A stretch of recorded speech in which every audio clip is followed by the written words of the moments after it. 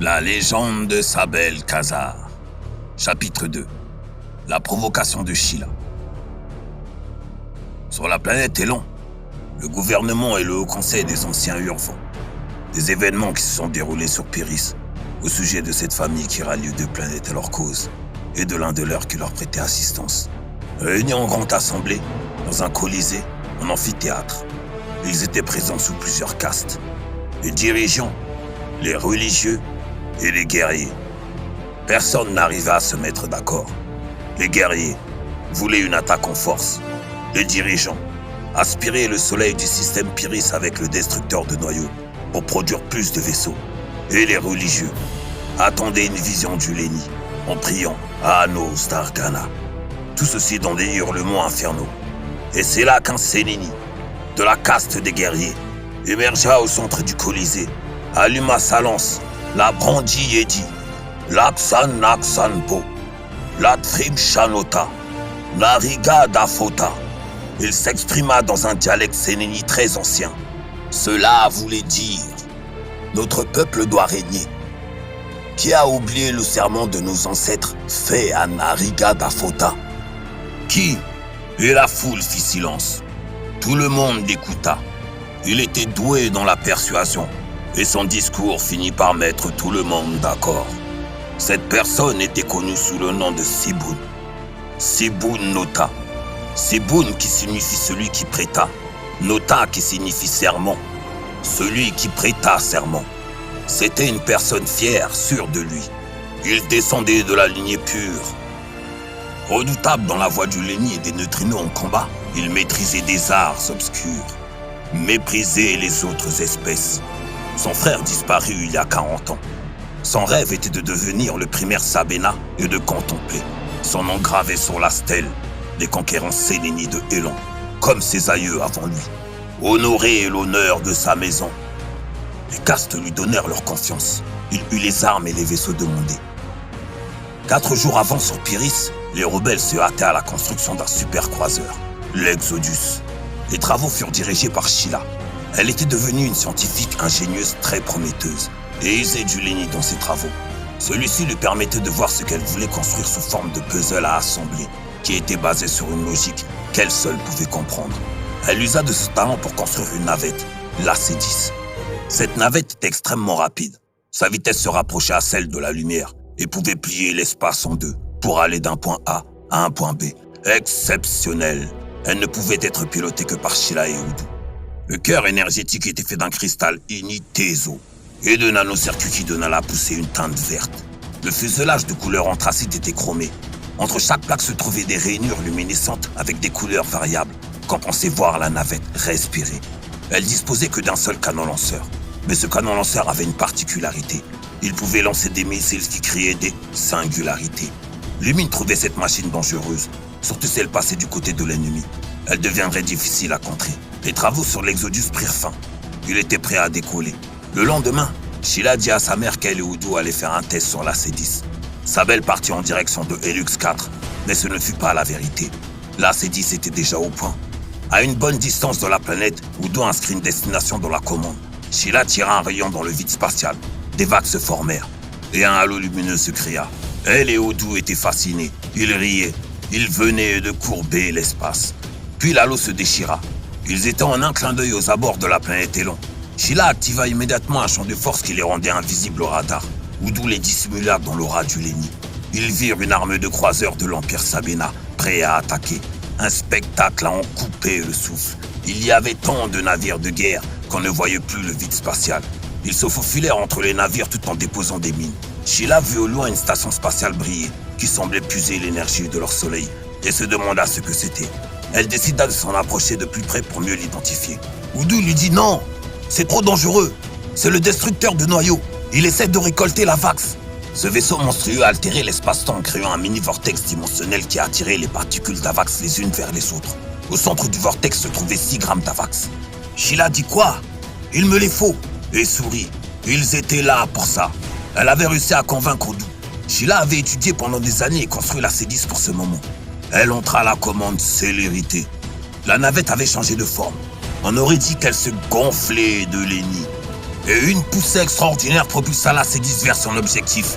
Sheila augmenta la vitesse pour atteindre celle de la lumière, et soudain, un rayon anéantit le vortex au niveau du centre. Le destructeur de noyaux se mit à trembler.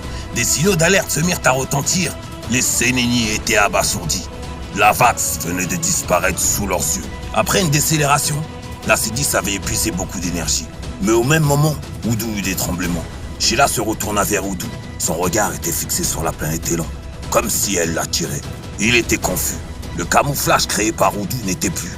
La situation devenait dangereuse. Il fallait se retirer. Indétectables au radar, ils étaient visibles dans l'aura du Lenni. Seboun ressentit une présence familière qu'il n'avait pas ressentie depuis très longtemps. Il chercha à la localiser, mais en vain. 2 personnes virent la navette à l'œil nu et contactèrent leur supérieur immédiatement. Ils ordonnèrent à chaque passerelle de pointer leur canon dans la direction indiquée. Seboun leur dit de ne pas faire feu. Un des généraux désobéit et fit feu sur la C-10, le toucha.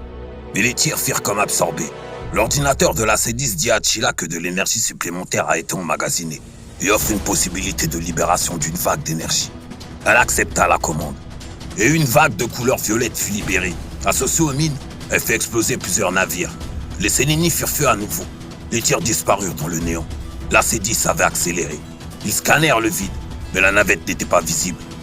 Le scannage se déroula sous plusieurs spectres et s'arrêta sur une petite structure métallique visible dans le spectre des nanites qui se déplaçaient à la vitesse lumière. Les nanites sont des robots submicroscopiques qui opèrent au niveau moléculaire. Au même instant, Seboun se mit en position de méditation, poussa ses sens à l'extrême et atteint Oudou. Il sourit et lui dit « mon frère, c'est moi, Seboun. Nous sommes les Notas. » Et là, Oudou perdit connaissance. Sheila ne perdit pas son sang-froid et entra à une destination dans la commande. Elle courba à l'espace. Au moment de pénétrer dans l'halo, la navette fit face à l'Empire. Elle leur transmit un message. « Je suis Sheila Khazar de Pyrrhis. Nous vous éliminerons quoi qu'il arrive. » Elle tira 6 missiles à singularité et disparut dans le vide spatial. L'ennemi se demanda quelle était cette technologie plus avancée que la leur. Comment ont-ils fait cela? Ils venaient de voler la Vax. Les 6 missiles fusionnèrent pour ne faire plus qu'un. Seboun sentit un danger, ordonna de faire feu. Quand les tirs touchèrent le missile, il explosa. Il laissa place à un trou noir qui engloutit 2 bâtiments et se referma. Seboun dit « Quoi? Sheila Khazar de Pyrrhis ?» Il réfléchit. Khazar, la fille de Sabel Khazar, Jigal Kitcha. Et il se mit en colère. Une provocation? Non, un affront. Ses yeux étaient rouge sang. Ses petits dents acérées étaient visibles au niveau de sa bouche. Il ordonna à sa flotte de se diriger vers Pyrrhis. Lorsque la C-10 sortit de l'halo, il n'était pas devant Pyrrhis, mais devant la planète forestière Tazoum. Oudou se réveilla et demanda ce qui s'était passé. Sheila lui expliqua. Oudou se rappela de tout et qui il était autrefois. Sheila l'écouta. Il fallait 1 heure pour que la C-10 recharge son cristal Initezo. Sheila envoya un message à son père en leur demandant de quitter la planète suite à une attaque imminente. Lumine pensa. Quoi? Aussitôt, quelque chose a dû les mettre en mouvement. Il fit part de ses messages à sa femme en voyage et lui dit qu'il ne trouvait pas ça normal. Sabel se précipita vers la capitale où se trouvait son vaisseau. Pyrrhis possédait 4 lunes. Ils reçurent tous le message. Lumine et ses troupes étaient sur la lune rouge. Sabel sur Helux 4 eut comme une vision qui lui montrait sa famille. Elle fut prise d'inquiétude. Les Iosénédas étaient sur Pyrrhis et tentaient d'embarquer le plus de monde dans l'Exodus. Mais il était trop tard quand l'Empire Sabena fit irruption. Lumine avait préparé une contre-offensive, mais il ne pensait pas avoir autant de vaisseaux. Cela ne l'inquiétait pas. Ce qui le tracassait était ses 2 fils qui n'avaient pas encore quitté la planète. Une bataille spatiale débuta. Les troupes de Lumine avaient préparé des bombes soniques à rayonnement solaire. Celles-ci dégageaient une extrême chaleur, une invention de Sheila. Elle avait caché des diffuseurs d'ondes à effet sonore. Cela brouillait les communications. Les navires Sénénis avaient du mal à s'organiser. Mais l'Empire ne prenait plus les Khazars à la légère. Ils déployèrent leurs nouveaux chasseurs, les raisonneurs des moissonneurs. Lumine était un pilote expérimenté. Sa formation était d'un tout autre niveau. Il passa à l'assaut. Plusieurs chasseurs et croiseurs de l'Empire furent détruits. Soudain, son regard fut attiré par un énorme vaisseau au centre qui semblait très sécurisé. Le croiseur le plus dangereux était au milieu de la flotte. Il disposait d'une arme capable de détruire toute vie sur la planète ou de la faire imploser. Ce monstre pouvait influer sur la masse du noyau des astres. C'était le destructeur de noyaux. Il en avait entendu parler, mais ne l'avait jamais vu. Une machine gigantesque, renforcée par un blindage qui semblait impénétrable. Il était quasiment impossible de s'en approcher. Durant la bataille qui opposait l'Empire Sabena à l'armée de la famille Khazar, une navette sélénique quitta la formation. C'était Siboun. Il avait repéré 2 auras du Lenni avancées et voulait combattre. Elle se posa sur le spatioport où Neda et Zios embarquaient les civils. La trappe s'ouvrit. Siboun et ses hommes en sortit. Son regard croisa celui de Zios. Ses hommes voulaient attaquer. Siboun les arrêta.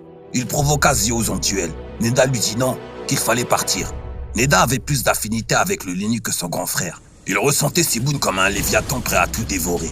À un pas de la coupure, une ombre d'une noirceur infinie.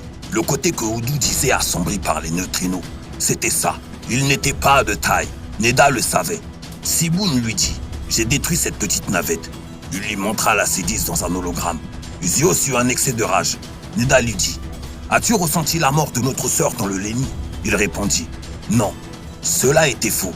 Siboun ordonna à ses soldats de prendre des civils en otage. Zios se retourna en direction de Siboun d'un air agressif. Et Siboun lui dit « Si tu veux sauver ces gens, bats-toi avec moi. » Une situation difficile se dressait devant eux. Neda réfléchissait. Il cherchait une solution pour tirer son frère et les civils de ce bourbier. Quand soudain, Zios s'avança vers Siboun et lui dit « Je suis prêt, mais laisse partir les civils. » Siboun observa le vaisseau pendant 5 secondes et hocha la tête. Neda voulut s'interposer, mais son grand frère l'écarta de la main. Siboun leur proposa de venir à deux. Zios sourit à Neda et il partit en direction de son combat.